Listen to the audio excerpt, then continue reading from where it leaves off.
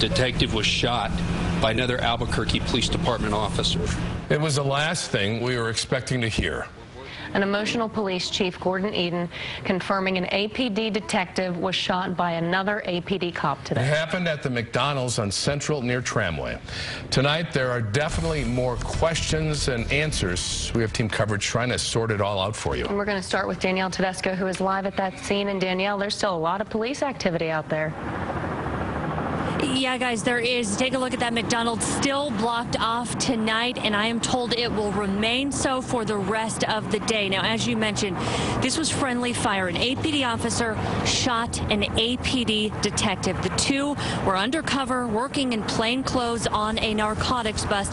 Now, that detective hit is in critical condition tonight at UNM Hospital. His identity is not being released right now. The chief did say his family asked them for that. We do know that he has been with the department for many years, and those two suspects involved in this narcotics bust, they are in custody. Now, Chief Eden, as you mentioned, was visibly emotional this afternoon during that news conference. As you know, we're not able to interview one of the officers that was involved because he is in surgery. And there's many questions that still need to be answered. And right now, I just don't have the answers to those questions. We would just ask that the community please pray for the recovery of this officer. So traffic is backflowing now, both eastbound and westbound down Central. Again, as the chief mentioned, still a lot that even they need to learn about exactly what happened here this morning. We will be out here to bring you updates throughout the evening. Live at Central and Tramway, Danielle Tedesco, KOB Eyewitness News 4. As you can imagine, it was pretty chaotic at the McDonald's when the detective was shot. About 20 people were inside, and many saw it all go down. Stephanie Claytor joins us live from there with some of their stories. Stephanie. Tom, I spoke to a retired man that has coffee with his buddies at this McDonald's all the time, and he says, you know, what happened is tragic, but he is glad that the cops were able to arrest the suspects they were looking for. Pop, pop, pop. Rio Arriba County Sheriff's Deputy Gilbert Atencio said he heard the shots across the street in the Smith's parking lot. Several people inside the McDonald's heard the shots as well, coming from the parking lot, including 68-year-old Wallace Anderson. Well, we just saw these unmarked vehicles pull up, like these Ram 1500 Dodge trucks or whatever, and they surrounded this vehicle so it could not back up and escape. And then at that point, then the shots happened and the guy was dragged to the pavement. Anderson said he didn't see the officer get shot, but he knew something was wrong when dozens of cops showed up. The other officer, I saw him leave the vehicle, and then he was hugging another officer, you know, like almost like a relief thing, you know. So at that point, I thought, well, maybe an officer was injured because the officer seemed pretty shook up. He said this is the second time he's experienced violence at this McDonald's.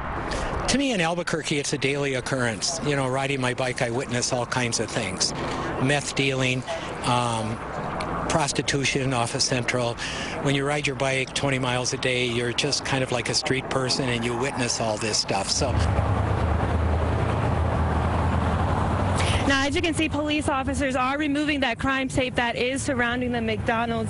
And many of the witnesses that were in the McDonald's at the time of the shooting, they were held there for at least an hour while detectives conducted interviews. Live at Central near Tramway, Stephanie Claytor, KOB Eyewitness News 4. And tonight we still have a lot of questions about what's going to happen to that undercover officer who fired those shots. Chris Ramirez picks up our live team coverage with what he's learned about this. Chris?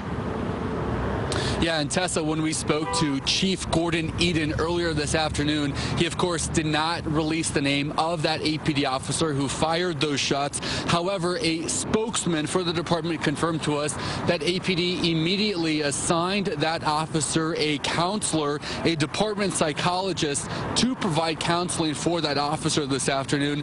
Now, at this point, it is just simply too early in the investigation to determine if this particular officer did anything wrong, whether he will face discipline or not. You can see officers are processing the scene, and those are really the kinds of answers that detectives who are here at the scene are looking for. We have learned that this officer will be placed on standard administrative leave. That, of course, is routine for any officer who fires a weapon at someone. As you mentioned, there are still lots of questions here. Our team will be out here. We are going to continue to gather that information to figure out how this happened and what exactly happened. We're live at Tramway in Central. Chris Ramirez, KOB Eyewitness News 4. And of course, we're going to be following the aftermath of this shooting very closely for you. We're going to have more live team coverage at 6 o'clock. But in the meantime, if we learn anything new in between our newscasts, we're going to get that to you on KOB.com and on our Facebook and Twitter accounts. It has been a tough week for APD. Earlier this week, another APD officer was shot. Lou Golson is recovering in the hospital tonight. He was shot early Saturday morning during a DWI traffic stop at San Mateo near Montgomery. The deputies arrested suspect Christopher Cook a few days later. He's pleaded not guilty on all charges. Tonight,